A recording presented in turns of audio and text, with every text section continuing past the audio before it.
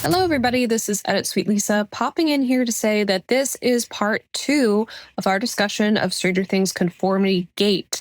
Turns out we had a lot to say about everything that was encompassing that conspiracy, so we decided to split into 2 parts. If you are confused or want to hear more, you can go back and listen to part 1. But without further ado, here is the second half of that conversation, so please enjoy. I was looking into it more today, just some of the little things. Mm-hmm. There was, I guess they noted there's a scene with the little sister. What's her name? Holly. And Holly's like, oh, the color on that. Why can't I think of words? I know what you're talking about. I don't know what it's called. The thing on the playground that you spin. Yeah, what the and you can lay called? down on it.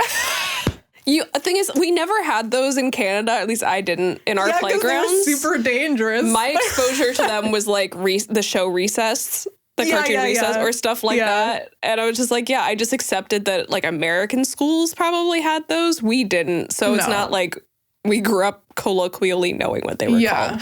The thing you spin and can sit on. We call it a merry-go-round. The merry-go-round thing. So anyway, she points out to it and she's like, the color in the middle is different. Mm-hmm. And then they're like, oh, that's weird. And then it turns out to be kind of this portal tunnel thing. Mm-hmm. So a lot of people point out to this idea that when something has been altered, it's not the right color. Mm-hmm. So people saw there's this dial that Robin spins. It's gray and then it's red or vice versa. Yeah. It changed. And I noticed that while watching it too. And I was like, is this a different dial? It's just unfortunately a continuity error of production design where the set must have changed because they were filming with no script. So elements were probably reworked and then not double-checked after the fact. And But a lot of people saw that and then instantly thought, okay, so this has been faked by Vecna. This is altered by him. Because he can't keep track of everything. Yeah. So, and then they started seeing even more. People noticed that these school colors are supposed to be yellow and green. Yeah, and the gowns were orange. They were all sitting how Vecna stands with their hands like this. There was someone's sign that just had nothing on it. Yeah. There were definitely a couple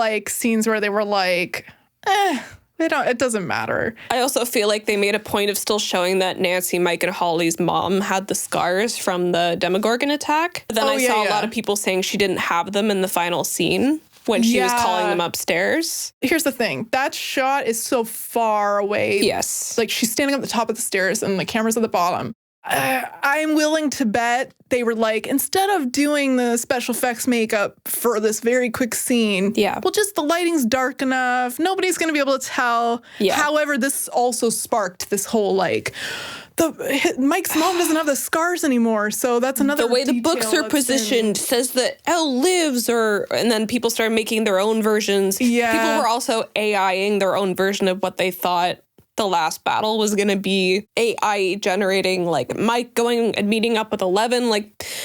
People were making their own version of what they wanted to have happened as well, based on stuff that wasn't actually hinting to anything. Yeah. And I want to circle back really quick to stuff from the documentary, because I feel like this is also important to mention.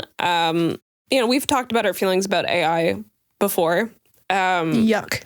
The fact that they had ChatGPT up while they were working on the final season of the show, even if you can't tell directly what it was being used for, I feel like that could have very easily fueled a lot of the story continuity mistakes. Because Prime Video, the streaming service, recently was under fire for the new Fallout season that came out.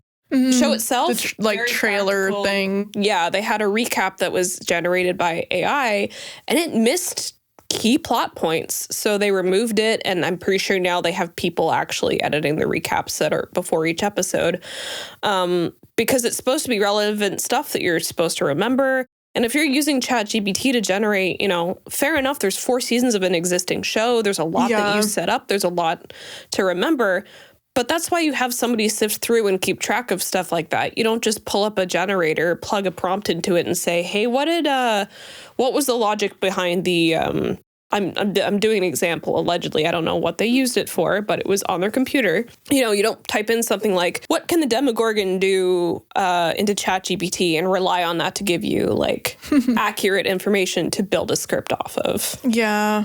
ChatGPT, while being seen in a writer's room, is probably not very good. It's disheartening. It's shocking that they didn't. I think that was the nail in the coffin Who for didn't a lot of people. QC the documentary? Right? That's what I'm saying. The Duffers weren't attached to it. So I think it was fully Netflix, allegedly, my own theory, Netflix being like, yeah, maybe. It was all them. It was, and we're going to show you exactly why this was not our fault. Like, why?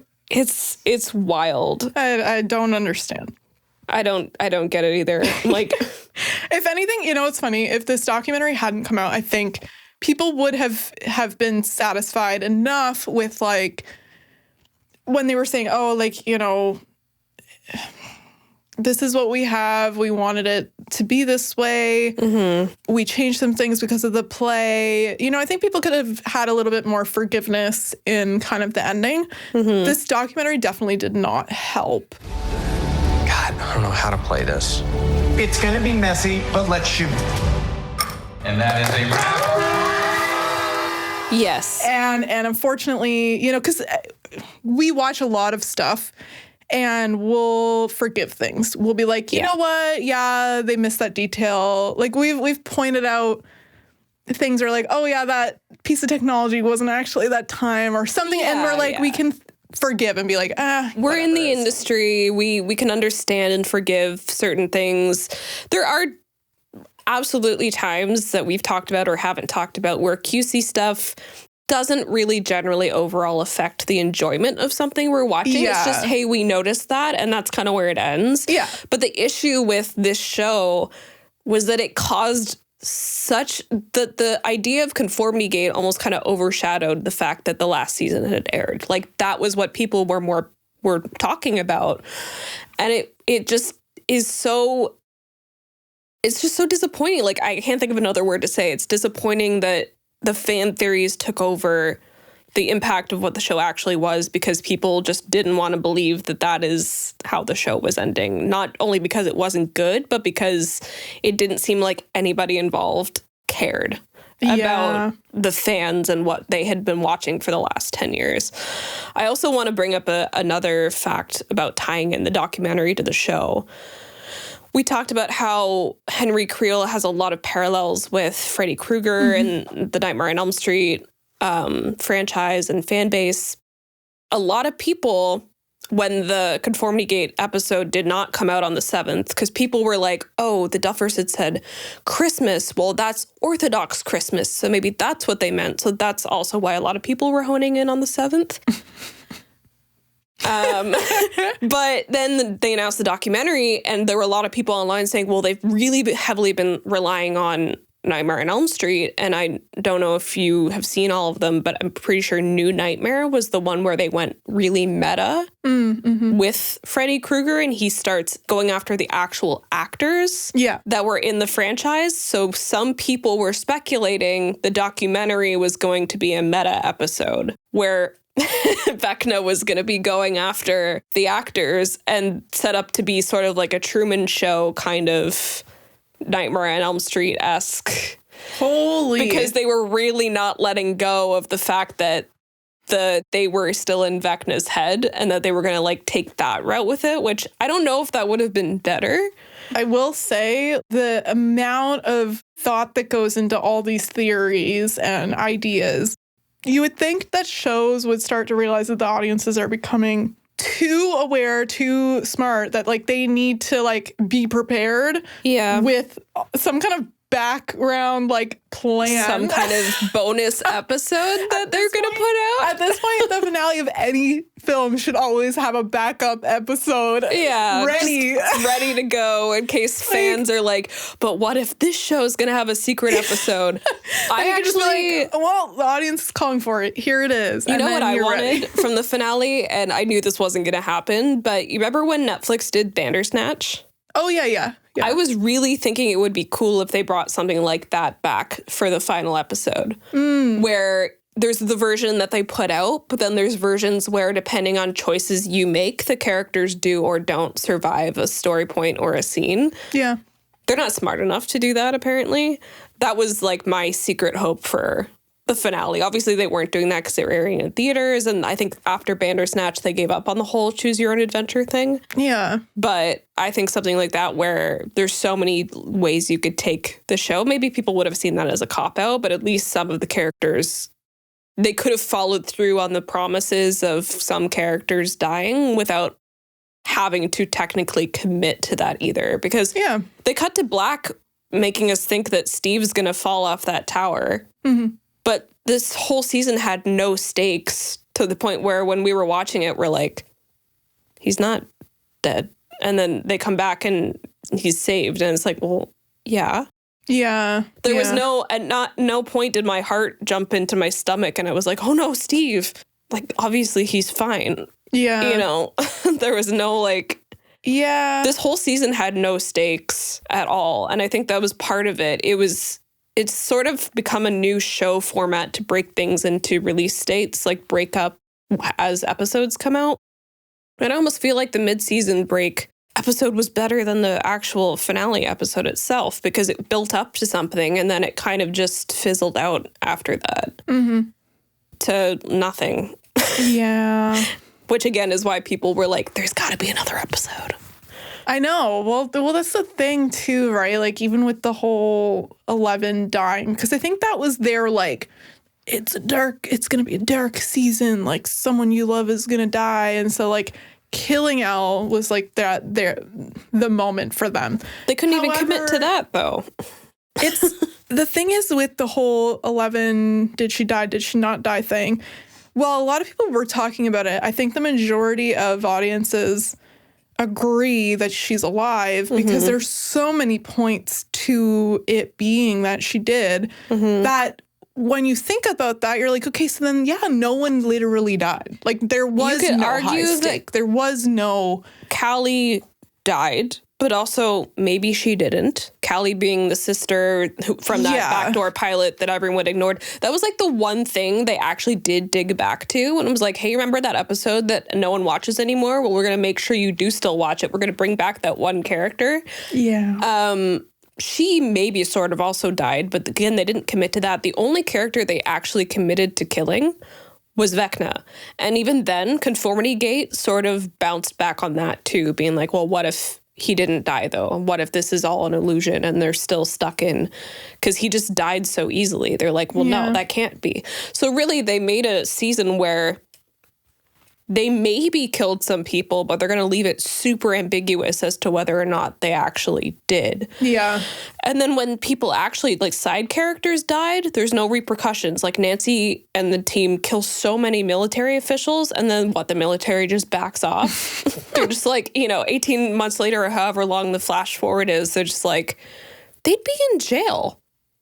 Yeah. Nancy would be in jail for murder. Yeah, that's not even the first time they did that in the show, though. I think it's season 2 when they're dealing with the military around then as well. Yeah. And then the whole them covering up Will had died, and then what's going on with Will and all that.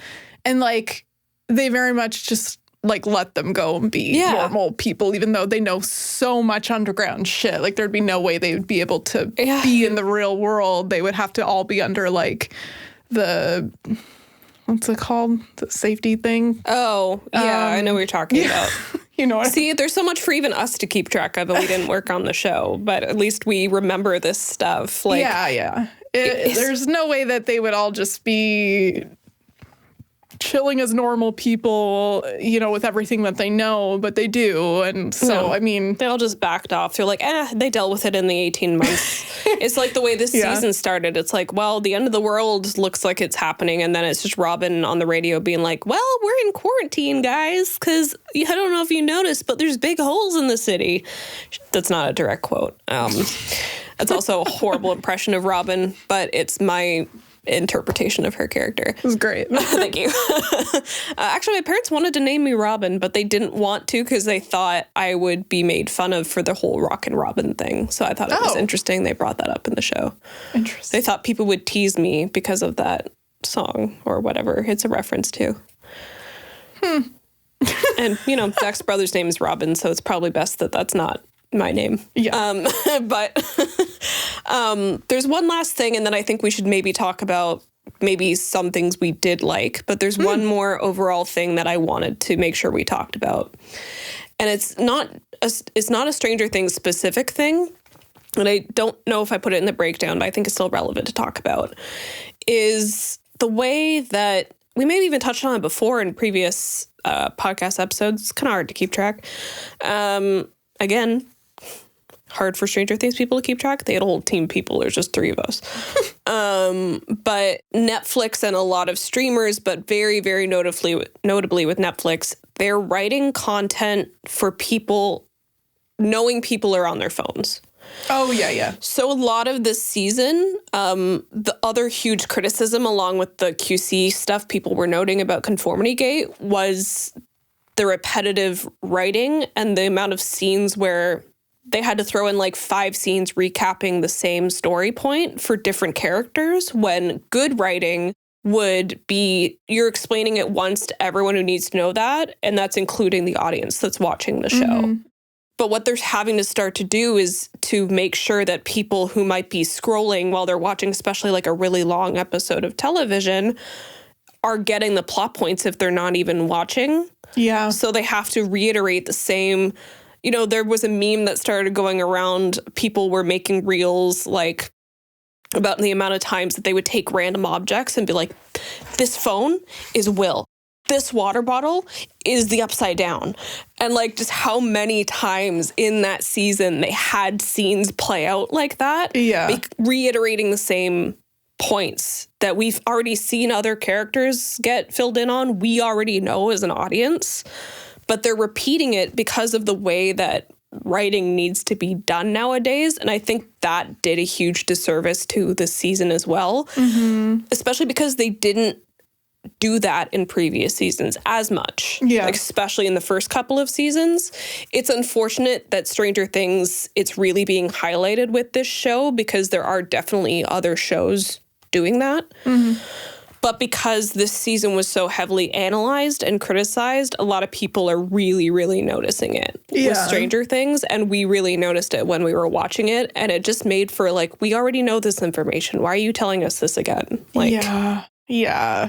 I hate that entertainment is going that way. I know. Well, I hate to say it. I'm falling victim to it sometimes too. I was just watching the recent Bridgerton series, and the newest season's it's so bad. It's so boring, and I kept finding myself getting so bored that I'd go on my phone. And it's like, and it is because it's like, I think TV now is kind of this dumbed down, like simplification that, it's feeding into the same thing. It's like they're dumbing it down because people are on their phones, but then people are going on their phones because it's so dumbed down. Yeah, it's 2 sides of the same streaming coin.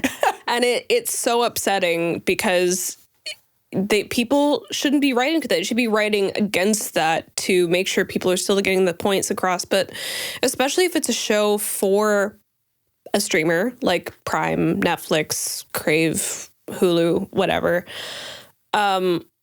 It's a streaming service. You can rewind stuff. I get that people might miss plot points. Sometimes we're watching a movie and you might miss something. The beauty of film as a medium, you can rewind. You can rewatch stuff. You can go back if you missed something. People already put subtitles up to make sure that they're not missing dialogue points. I think that should be more on the viewer than it is on the streaming service, because once they start to pivot to do stuff like changing the whole way a writer's room works to cater to an audience, that's when you start getting, stuff that's not as enjoyable to watch. Because for those people who are paying attention, it's frustrating. Yeah. Because we're being treated like the people who you think are watching this show. And that is going to be some of your audience. Yeah. But I don't think it should be on the streaming service or production companies to cater to that, because it's just going to make it worse. Yeah. You have literally in your lap the ability to go back and watch something that you may have missed because you were distracted or on your phone.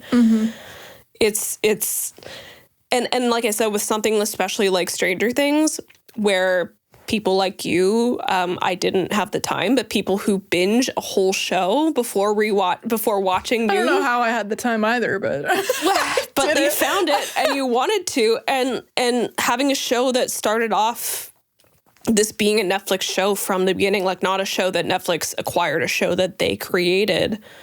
The writing started off not needing to do that, to getting to the point 10 years later where that's sort of a necessity. Yeah. Is just, you really notice that when you rewatch it. So it was this weird mishmash of disappointment in continuity of story, disappointment in execution of a story 10 years in the making, but also the difference in the way that it had to be written. And all of that together created just this huge mess of a season of a huge show that happened to be the final season, that happened to create this mass fandom hysteria of expecting that this can't be how this ends, because that's just not what we know the show was. And they're right. Yeah, I think the main takeaway from this is, if your audience is in this much denial over how you've chosen to finish something, then maybe you did it wrong. Yes, maybe it actually is on you. Yeah, and not the fans. And I mean, this isn't the only show that's done it. I mean, we were talking about Game of Thrones as a big one. Dexter, How I Met Your Mother is a big one for me. I loved that show. It's a show that actually got me and my husband talking. So it's a big deal for us. I'm glad you were talking again. Before we were giving each other the silent treatment, and then we watched that show and we were like, we can talk now. You knew what I meant. Yeah, I poke fun. But when we were just, kind of seeing each other, not husband and wife yet. I'm showing Jack Supernatural, and it's the same thing, right? I haven't seen all 15 seasons of the show. I stopped watching around the time Eric Kripke left, which was after season 5. And I watched a little bit of season 6 and a couple episodes sporadically after that. But that is also an early example of writers' rooms catering, doing something arguably a little bit more, what's the word I want to use? Like, Netflix took it in the way of catering to the general public, but Supernatural took it in the way of the writing catered to the fans. Like, they turned to fans. They fan serviced a lot. Yeah. Which I didn't enjoy. I know a lot of people did. But I think that at least it kept its viewers happy. It kept its fans feeling like they were part of the creative process, because they would read fan theories, and like they would make sure that certain things people were like speculating about would actually show up in an episode, because they were like, oh, people are talking about this. That means if we put this in an episode, people are going to watch it and like it. Not everybody, but it was a little more pointed and careful than, catering to people being distracted. Yeah. Well, like what I was saying with How I Met Your Mother, funny about that one is they actually did have it planned from the very beginning that Ted would end up with Robin. But that, for audiences, that did not seem like that's what it should be done, because the whole show seemed to be geared towards him finally meeting the mother and how amazing she was going to be, and he's telling this story, and there were so many like little details with like the yellow being throughout and it being important with the yellow umbrella and all this stuff. The writers maybe should have looked at their audience to be like, this is what they're wanting, this is what they're waiting for, and then instead they were like, no, we're sticking to our grounds of what we were writing from the beginning. But unfortunately, that was the disappointment, because when you set up those motifs and things for people to look at, you're hoping that the audience is picking up on things that you're purposely putting out there that are going to tie together to be something. You want to be working together with the audience, especially for a show like that, or Stranger Things, or Supernatural specifically. where it's such a long-running thing, you want a lot of the stuff that seemed like such an obvious plant to pay off. Yes. And when it doesn't, it's just, I cannot think of it. I should have read a thesaurus before recording this. I can't think of another one other than it's just so disappointing. Yeah. The plant payoff is a huge thing. It's a huge thing. You know, that's what we come to know and expect with shows is if you're going to point something out as being important, you have to make sure it does have that moment where it all comes together. And that's the issue with something like Stranger Things is to point out little details like, oh, that kind of changes the color of something. And that's how you know. Like if you're going to make a point of telling your audience these things to look out for, you have to make sure that you carry that through. And unfortunately, a lot of those things were missed. And it's just like, there's too many times when that happens and it's just kind of like, oh, well, like we didn't think people would look into it that much. And if you're going to make that's an interesting thing to tie back to people thinking that the documentary was going to be meta. You made that a meta aspect of the show by telling the characters to watch for inconsistencies. You were telling the audience to also watch for those same inconsistencies, which is why everyone became a QC checker this entire last season, because you were basically telling us in a meta way with the way they were writing the show to watch for any discrepancy at all. Because that could be a hint to what we've been planning this whole time. And it just, everything fueled everything and it spiraled and we got Conformity Gate. And it was not the kind of plant payoff they were looking for. No. If anything, it like really came down hard on them, probably worse than what they were expecting. And it's why we get so many clips going around online of the Duffer Brothers just being so like laissez-faire in all of their interviews, being like, well, I don't know, I guess. Yeah, sure, why not? I don't know, we didn't plan it that way, but why not? And it's just like, well, you clearly don't care, so why should we care? But we also do, because we're 10 years invested into this show. I also, because I mentioned earlier, said we should probably try and talk about some stuff we did like. Because the thing is, we are fans of Stranger Things. We do like Stranger Things. But I think that's also why this became its own thing for us to talk about, was because it was disappointing for us too. Like, whether we believed in the Conformity Gate theories or not, we were already noticing those QC things. And so I was like, that's going to be an interesting discussion anyway. But it did spiral and become this bigger thing because we followed along with the show for 10 years. Like everybody else did. And it was just, it was the same. We had the same experience of being like, this was all for nothing, I guess, when the final episode aired. And doing this breakdown, I was racking my brain to think, well, like, there's got to be still some positives about this last season. Because I know online, I've said this before, we get some flack for like just shitting on stuff. And it's like, we're not just shitting on stuff. We're just pointing out stuff that, especially with this show, everybody else noticed. And the only thing I could think of was I liked Nancy's hair. Oh my God. Okay, I will clarify. I liked it. No, I actually did like it. When I watched it, or at least the finale, specifically, I liked it. And I even remember texting my sister right after and was like, did you watch it? She's like, I'm going to see it. I'm like, please, like, finish it so we can talk about it.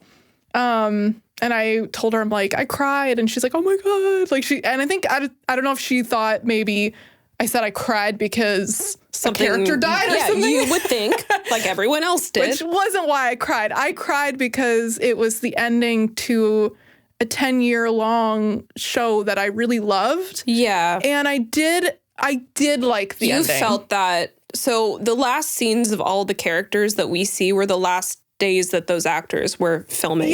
So when they're sad, emotion, they're actually sad. And that got me too. I was tearing up because you weren't really feeling, you were feeling for the characters, but you were also really connecting again in a meta way to the actors, because those were real emotions of, wow, this 10 years of our lives are over. This is the last time, you know, depending how many takes you do, that you're ever going to be on that set with those people being these characters, doing these scenes. And I agree. I kind of forgot about that aspect of it because of all of this other stuff. But it made me tear up too, because you could really tell how much it mattered to them, and that really came across. Yeah. So I think that's why it was hard for me, because like I did like the ending, the way they chose it. I liked the whole idea of Elle not being with them, that she, you know, the hope that she's going on to her own story, and then the tie back to like D&D and how it all kind of is this like grandiose storytelling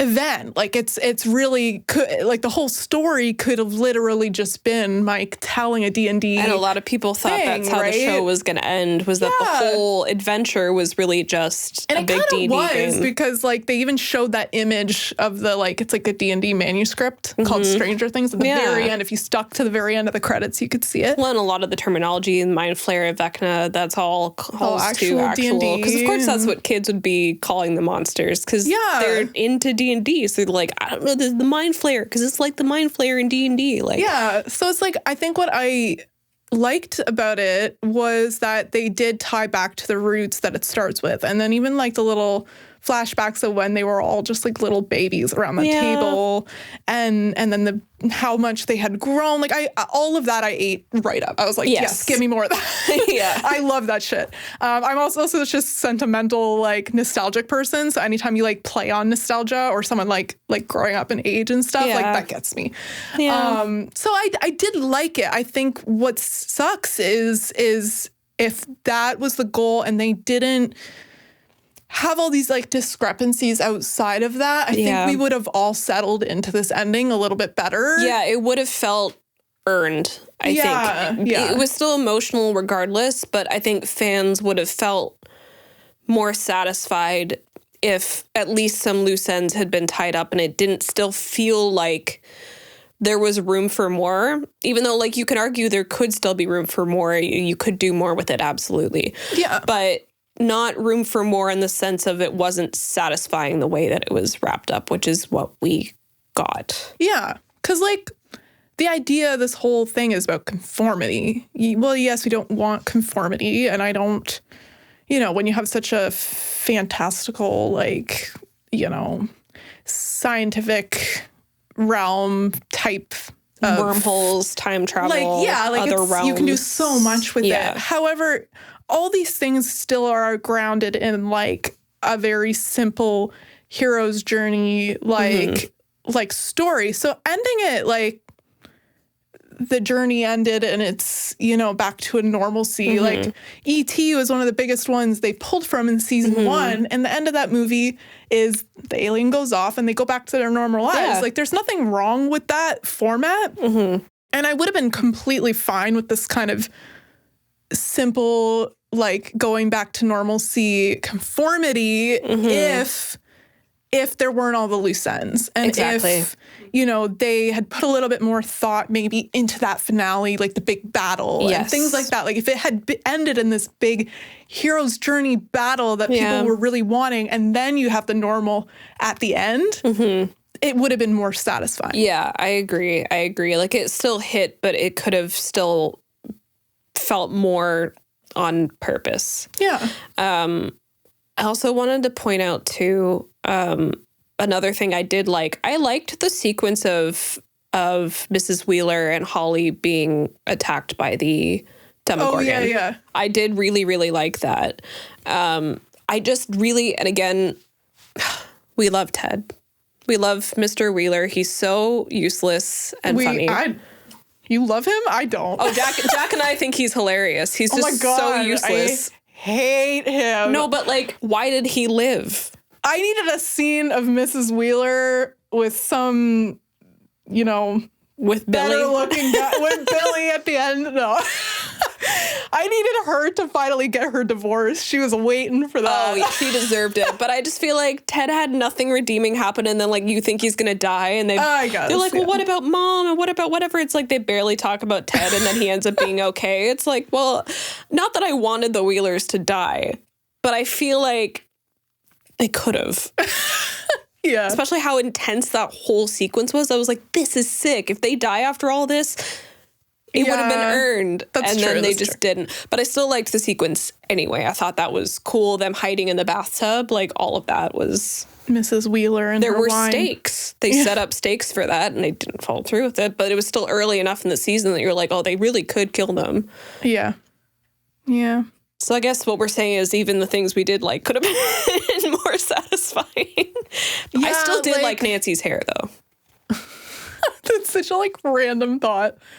You mean before she cuts it into a short little... Yeah, I know it's a wig, but I liked that style of the curly with the bangs and the... Yeah. I thought it was kind of funny, though, when every season, people have noticed that, Nancy and her mom go to, the same hairdresser or something, because they always have the same haircut. So every time their hair changes, it changed on both of them. Yes, yeah. I thought that was funny. But yeah, no, it's hard because this whole thing is funny because people just want more. Mm-hmm. I am satisfied to close this door. Yes. I'm like, you know what? We're good. They've got this animated thing coming out. I'm not going to lie, I probably won't watch it because I'm done with It's not the even story. the same actors doing the voices either. Yeah. I think I'm just done. I'm happy that it's closed. I think it would be cool if maybe they came out with, for people who do D&D, if they came out with a game. I feel like they have to thing at this point. Yeah, to kind of tie that together. If I find one already exists, I'll try and cut it in because it's very possible it does, and we just don't know about it. Maybe. But some kind of Resident Evil style game where you're fighting Demogorgons, hell yeah, I'm here for that. Yeah, that'd be cool. That. I would definitely be down to do that. I say that because Jack's playing the remastered Resident Evils right now. Nice. I'm super into watching him do that. So there's only one other thing I wanted to point out since we were talking about in depth with Stranger Things, the final season. I think you already knew about this because I think you and I talked about it before, but I'm going to talk about it now for whoever had not pointed these points together when watching. The whole Elle, did she live or not thing. One of the biggest things I noticed on my rewatch was this song, We Are Heroes.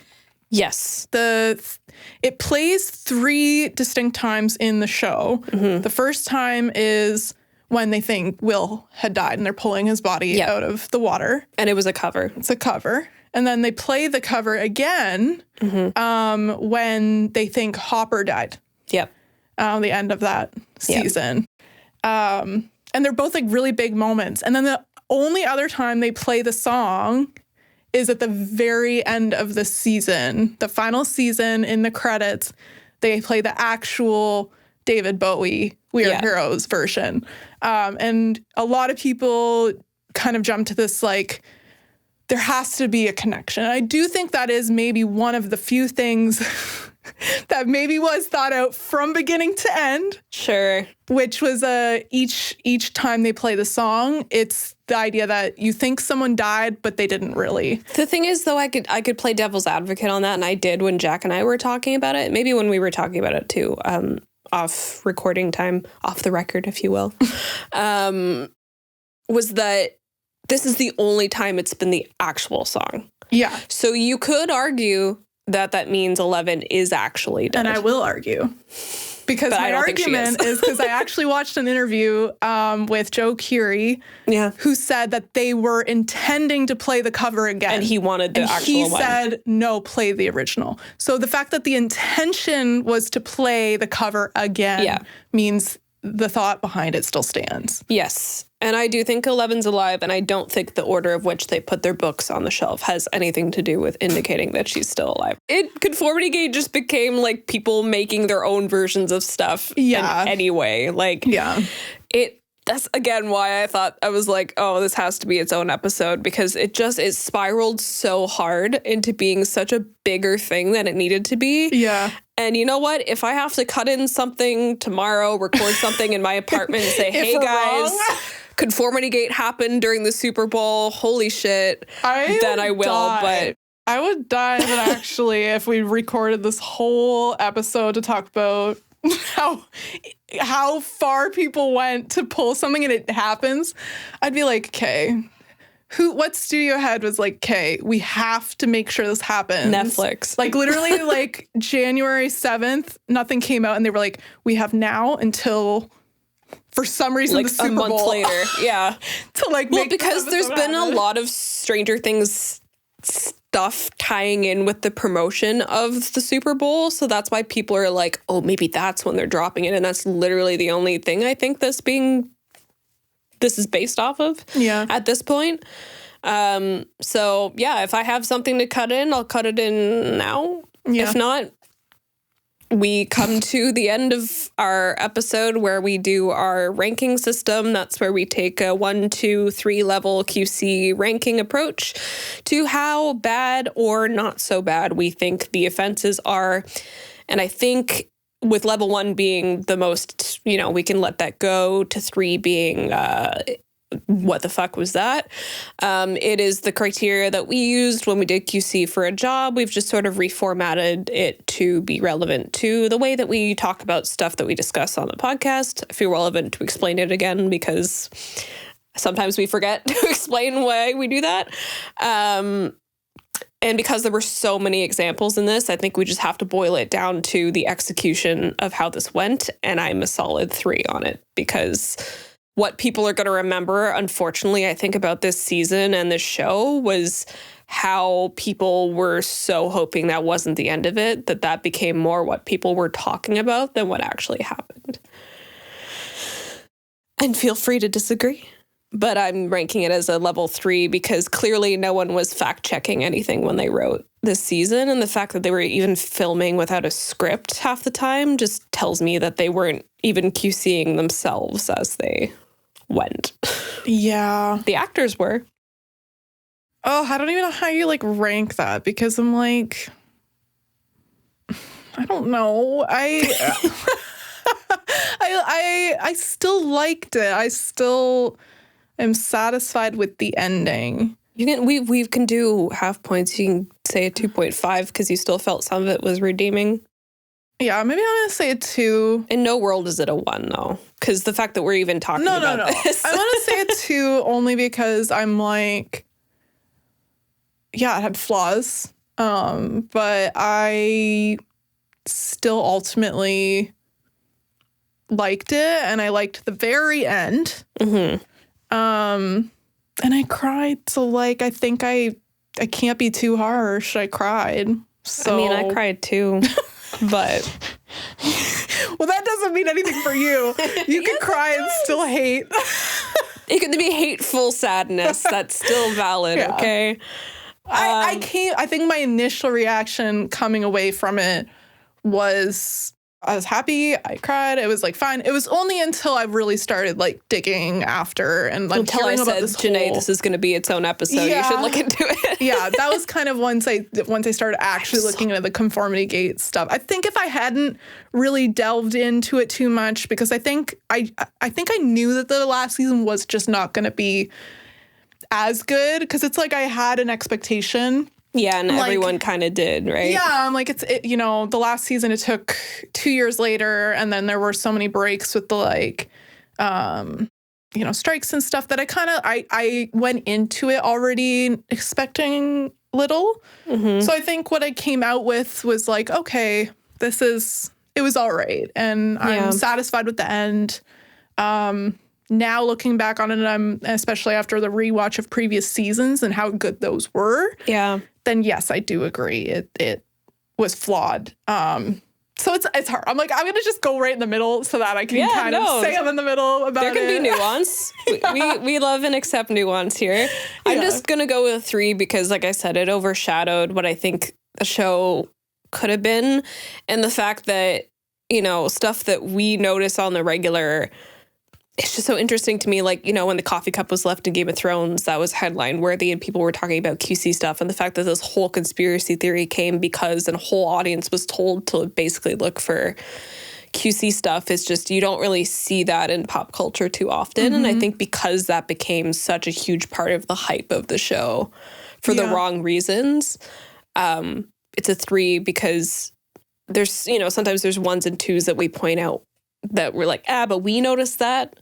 But who else is really going to notice that? This is an instance where, like, no, everybody noticed it, and it was a huge part of the problem. Yeah. But a 2 is totally fair, because I agree. There were still aspects of the show and the season that I did enjoy. But I don't know. I'm going to be harsh. I'm going to give it a 3. Sorry. Not sorry about it. When aren't you? I know. AKA, I still love Scream 3. Just reiterating that for the audience. No.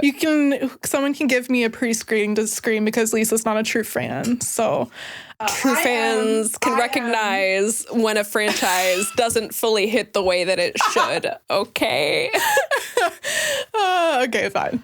I mean, I guess I can agree. I don't really like the later Scream movies. See, and I do, so we can agree to disagree for the same reason. All right, fair. I'll be with you on that one. Thank you. So hopefully... Someone please get us a pre-screening. Yeah, that's the moral of this whole episode. Someone please invite us to a pre-screening of Scream 7. We will be forever grateful.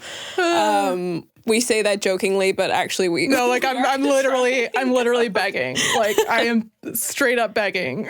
I need to not have it spoiled for me. I know there is a big spoiler coming with this one. So I know. I'm like, it's Kevin Williamson. It's back to basics, back to roots. And I just feel like Stu is back. I can only hope that the marketing for this one has not been the way that the last 2 were. Marketing should not overhype what you're about to watch. No. And that's the funny thing about it, because marketing is a huge thing nowadays, especially with social media. Everybody gets onto social media to hype something up because that's part of trying to even just get people out to theaters nowadays, which is fine. However, there's too many times where marketing just completely gives you the wrong idea about what you're going into. Yeah. Or spoils, or just ruins your experience, and I can't do it anymore. It's to the point where I'm like, I almost don't watch trailers. I try not to. Yeah. I can't. My disappointment with Longlegs was the start of it. Yep. Sorry. She's so mad she's destroying the set. Anyway, I just want to say that. I want to say that marketing needs to be to the level of what you are going to present. Yes. Let's not overhype things anymore. Let's not overhype. Let's not overpromise. Yeah. Like saying this season's going to be super dark and then not delivering on it. And then not killing anyone. Not killing anybody but Vecna, which we all knew was going to die anyway, because how could he not? But on that note, thank you for listening. Thank you for coming back to the podcast. I know we don't record super regularly, but and I know we're a little late on the Conformity Gate thing, but like I said, it's still kind of going.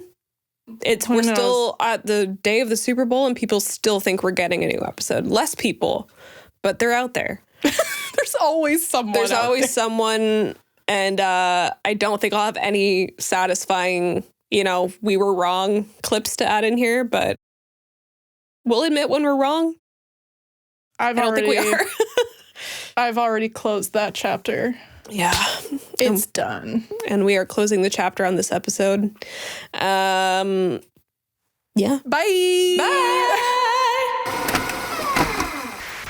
Quality Control Chicks podcast is produced and co-hosted by Lisa Cumming and Janae Perez. Audio mix and master by Jack Rudy. You can follow us on Instagram at Quality Control Chicks Pod for BTS, bonus content, and clips. You can give us a watch or listen on Spotify or Apple Podcasts or anywhere you listen to your favorite shows.